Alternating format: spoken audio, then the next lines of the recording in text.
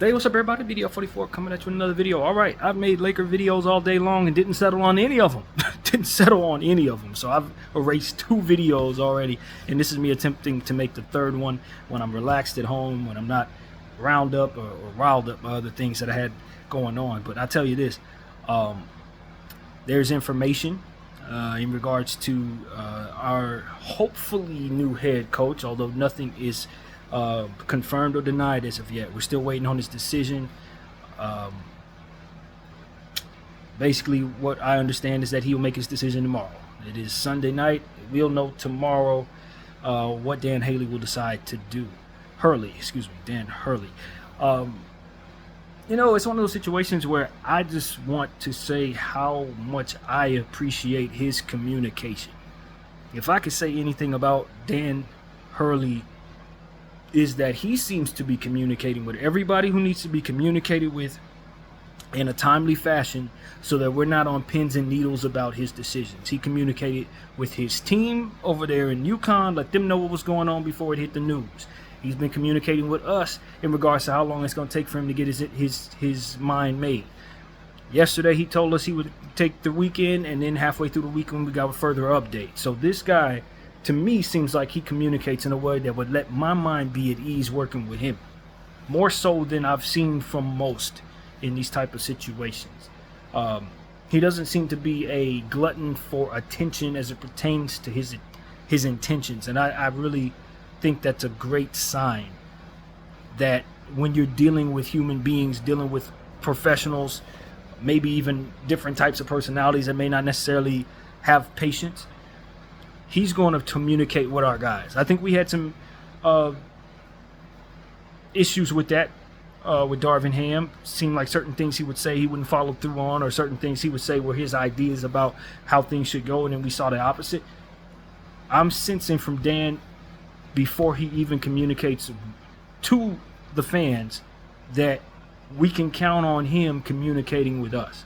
That's what he's showing me. It's a certain level of professionalism and timing that I can really be appreciative of, and I think the Lakers are just going to be lucky to have him if he does choose the job, and I think UConn's going to be happy to keep him if he sticks around there. He just seems like he's a very punctual guy in that way.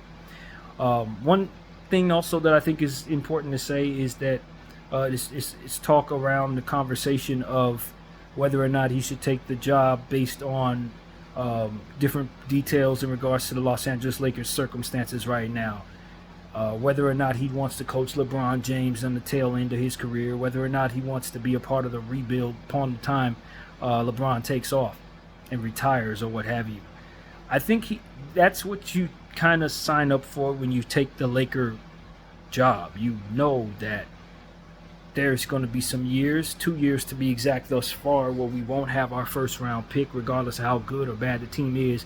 The year 2025 and the year 2027, those picks are already in other places, New Orleans and Utah respectively, with those teams having the right to choose to send them elsewhere if they want. So we don't own those picks. He knows that. He also understands that LeBron James is 40 years old, and so whatever comes with that, he should already have worked into the equation upon taking the interview, flying out here. So I don't think he's going to be having to really mull too much over those type of details. Now, how closely attention he's paying to this team, I don't know. But he knows certain things inherently because the NBA is a different beast than the NCAA. He won't have control over the roster necessarily. It won't be as easy to put together teams. You don't have you have a salary cap you got to deal with and various different things that the GM has to do. The communication may not be available because of the GM/agent game. The way that game goes, it's not a lot of great communication there. So, you know, it's the transparency that he appears to want to engage in. He's going to have to accept that others may not be as transparent in order to make things work in this league. It just is unfortunate, but that's how that game goes. And so I would hope that he already had that worked into his equation when considering coming to the league altogether, let alone the LA Lakers. So that's just what comes to mind. I don't think that that's going to be a thing. I heard someone else say that maybe he doesn't want the Lakers to take Bronny James at in the draft at 17 or 55. Obviously, 17, that's a no-go. 55 or 56, whatever the draft pick is, it may be more reasonable for the Lakers to take a flyer on Bronny. I mean, in the video that I deleted this morning, I went on a nice long thought about that, and I just, at the end of the day, am learning more and more about some of these second-round picks, who I intend to talk about right now. Two more guys that I did homework on that I really like, that I just don't think it's in our best interest to simply throw a pick at Bronny and leave certain talent that is in the second round on the board.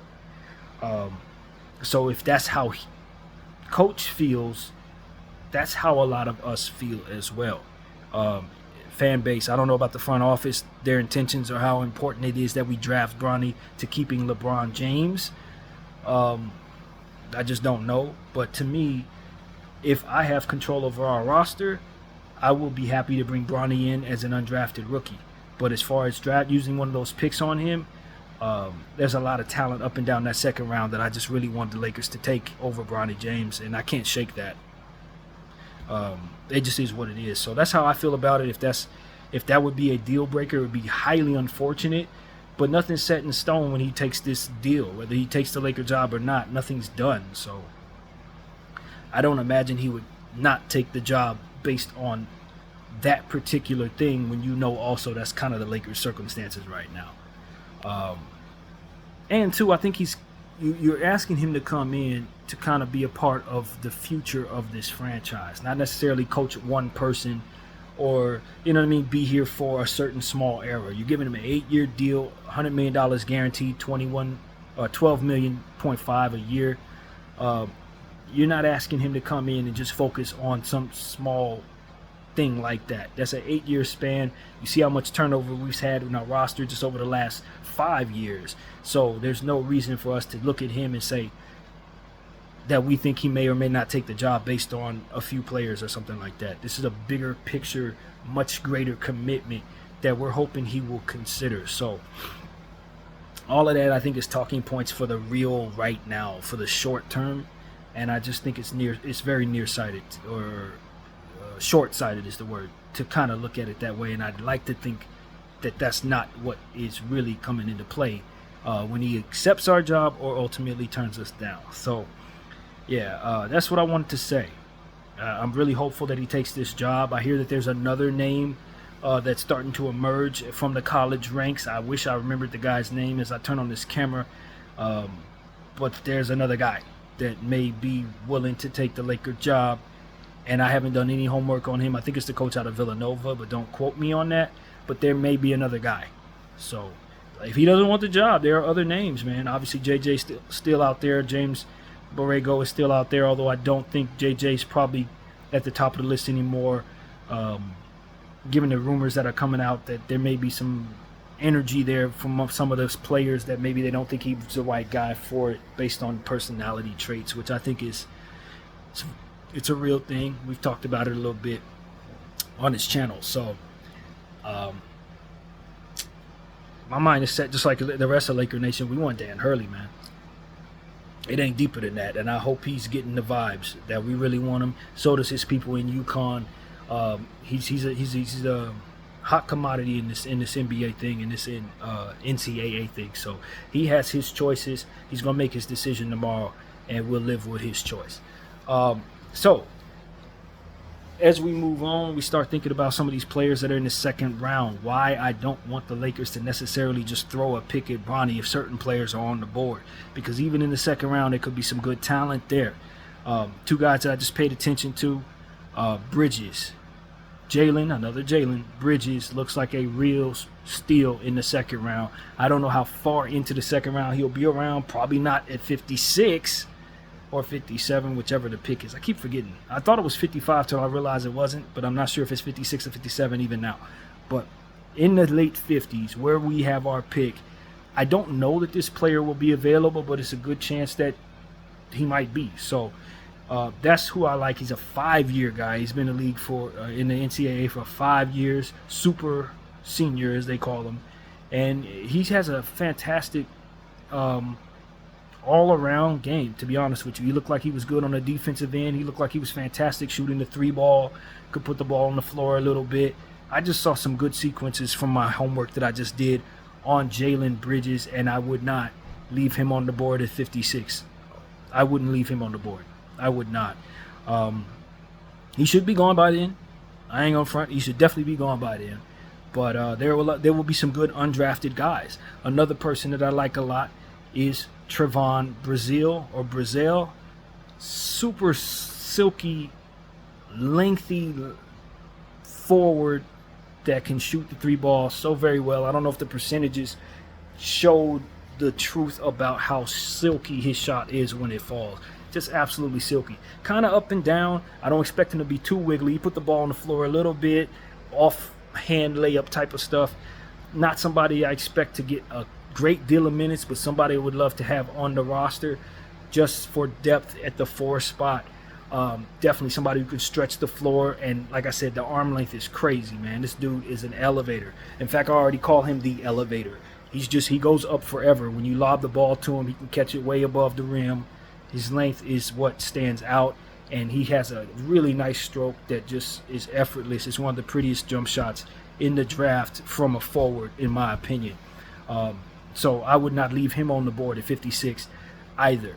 So you're talking about like maybe 5 or 6 players in the second round that I'm really starting to like. A guy by the name of A.J. Johnson is somebody that others really like. I have yet to do as much homework on him, although I did see a little bit of him in the Combine video that I just watched earlier last night.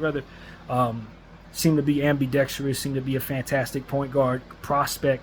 A.J. Johnson seems to be picking up a lot of steam and should be available in the second round. So you're talking about maybe 6 guys in the second round that I really like. You feel me? That are not expected to go anywhere near the first round.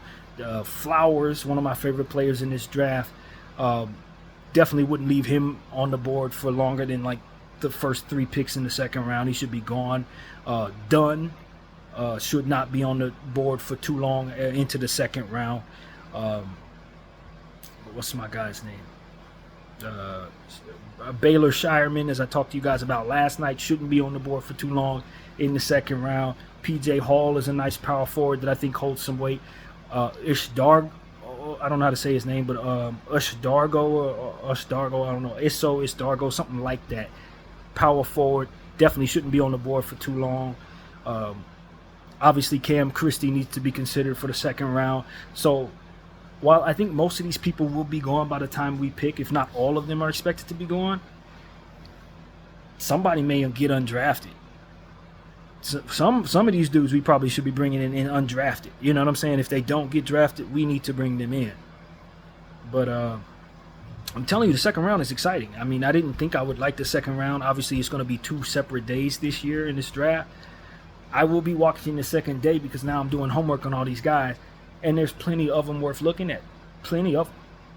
So that's really what it comes down to. I just see fantastic prospects that are going to make it in the NBA in the second round this season, and that's really what it comes down to. Is some good dudes there, man.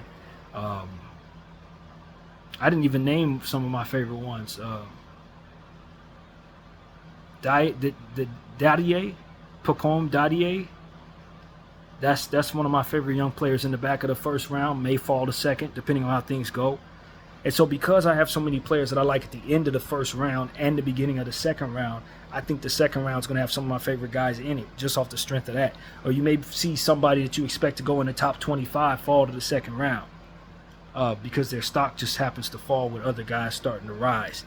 I think there could be a surprise or two in that regard. Some guys that are really disappointed not to go in the first round, who we are damn excited about at the top of that second. It's just inevitable at this point, the way these guys are starting to fluctuate. So that's what I want to say, man. I in my head, I can't think of everybody's name, but it's probably honestly about 11 guys in the second round that I really like thus far, and still plenty I haven't done homework on. Adam Bonet, fantastic. Ishdargo, Flowers, Shireman, all these dudes can ball out, man. Dadier, Dunn, as I've already mentioned these names. All of them can ball, bro. AJ Johnson. You know what I'm saying? It's not the type of draft to not be familiar with the guys in the 30, 40, 50 range. This is not that draft. You want to know who those guys are. It's a Serbian dude back there that's really good. You know what I'm saying? So that's really what it is. I think that there's a few duds too. There's a few cats there that I don't think are going to make it, or that I'm not overly excited about. Maybe I would leave on the board and take Bronny instead. There's a couple names I can think of, but not many. Not in this draft. So I think the Lakers should bring in as many second-round guys as they can. Some of those second-round guys they have brought in, I just didn't know who they were when they brought them in, so I got to go back and look at that list since doing homework on this second round. But I've been just as excited about the second round homework as I've been about the first round homework, if not more so, because I really do think there's some gems on the back of this second round, or in the beginning of that second round. So, yeah, man. Don't throw your picks away. If anything, pick up another second rounder. That's what I would tell the Lakers. Shop another second rounder or two, because there's some dudes in there that I would not hesitate to draft if I'm in the early second round or late half of the early second round. In the 30s, you're going to find some real role players, man. Just like we found Max Christie. I think there's some dudes that might be even better than Max Christie in the second round. Truthfully. Flowers is one of them. Flowers is an actual athlete. Like, there's no way he stays on the board past 34. And if he does, these scouts ain't doing their job. He should probably go in the first round, but there's so many good guys in the first round at the back of this first round that somebody's just going to have to slip off the strength of that. It just is what it is, man. So, yeah. I'm going to say between our range in the first round, 17 and 40, there should be no shortage of people that you can be happy with. No shortage. If you're doing your homework and you like the things that I like, you're going to be able to find somebody if you're somewhere in that range, no matter what. I don't care who's left. If you got to reach down, you don't love to reach down, but if your favorite guys at 17 are not available, there's some guys on the second half of that will most definitely be available, because there's more than 17 dudes that I would be happy to have in that draft. That's what it really comes down to. So you're going to get somebody at 17 for sure. And that's why I think this is an underrated draft at this point. In fact, I'm happy with this draft. I think it's going to be a good draft now that I've done homework. So, yeah, man, I can't stress that enough. I have yet to do my official mock draft. I still want to do more homework, become more familiar with some of those top names, because there is a lot of guys that I kind of got an understanding of, but not nearly dug in deep with them because I'm too busy trying to discover new people. But I'll go back and revisit that first round on some of this homework on some of the more prominent names in this draft, and then I'll be willing to do my mock. But I was considering only doing a first round mock, but now that I'm starting to get familiar with the second round just as much, I may actually do do it like the real NBA is doing it. First round mock, second round mock. I might do both. So that's not in stone, but I think it's possible that I may go that route. So, yeah, man, it's an exciting draft, man. Do not sleep on this year, please, people, please. If you follow me, Laker organization, scouts know, but I want the officials to know, man, and all the fans to know. There's stuff there, man. There's real stuff there that can help this roster. A guy like, since he's a 5-year guy, you obviously need to be considering Jalen Bridges. You know what I mean? If you're the Lakers, because that's the type of talent you want to bring in. Milwaukee, Phoenix. You know what I'm saying? These teams need to be looking for players like that who've fallen because they were 4 or 5 year guys, but can help you, and you have that type of circumstance, and they're cheap because they're in the second round. So it's a no-brainer. The Lakers definitely need to be targeting Bridges specifically for that reason. He's a wing that's going to be able to play both sides, and that's super silky three-point stroke, man. So that's what I want to say, man. Bridges and Brazil, two players that I've learned to appreciate just over the last hour or two doing homework. And they may be available. They may be available in that range that we're supposed to be taking Bronny James. So that's what I got to say, man. I hope it all works out for Bronny. I really do, man. I don't want to see us do something we're going to regret, and I don't want to see him be heartbroken either. It's just is what it is. I don't think that he's a better prospect than some of those guys, but I don't think that's because he doesn't have the upside. I just think that we're asking him to be something that he's not yet ready to be. You give him 2 or 3 more years, and he's gonna be better than some of those dudes. Maybe he'll even play himself into the first round if you just let him be a 4 or 5 year guy in college. But they don't want to do that, and it's very frustrating. It's very frustrating because I think there are players in this draft that flat out deserve to be drafted before Bronny James. They just do, man. And that's not just some talking point that people are going to say just in general. No, now I know the names. I know exactly who we're screwing over if we leave them on the board and take Bronny James. It just is what it is, man. So, yeah, that's the ugly side of nepotism. That's the ugly side of trying to do things politically. People who deserve it do not receive it. And I don't want to see that. I don't think that's a good precedent to set for our organization. I really don't. So, give that some thought, everybody. That's pretty much what I want to say, man. That sums up my thoughts. Excited about this draft, man. I'm ready for the draft to come around now. Now that I know who everybody is, I'm really ready. I ain't never did this much homework on any draft in my life. So, if ever I was more interested in a draft, I can't think of a time. So, that's pretty much what I got to say. I'm out of time. BDF44. I thank you all for watching. Wow.